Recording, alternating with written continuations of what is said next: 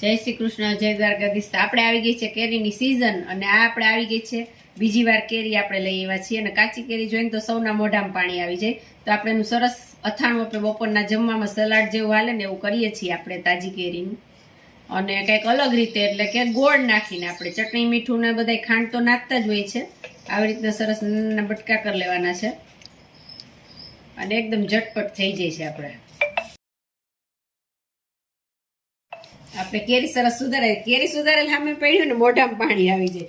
હવે આપણે એમાં ચટણી નાખશું, મીઠું નાખશું ને બધું એડ કરી દઈશું. મસાલો આપણે મીઠું નાખ્યું છે,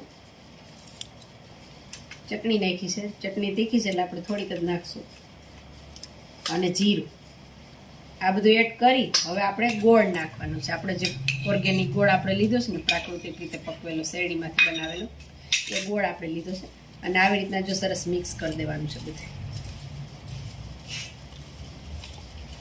અને થોડીક વાર થશે ને ત્યાં ગોળનું સરસ પાણી થઈ જશે એટલે તમે શાકની જેમ ખાવું હોય ને તોય હાલે છે.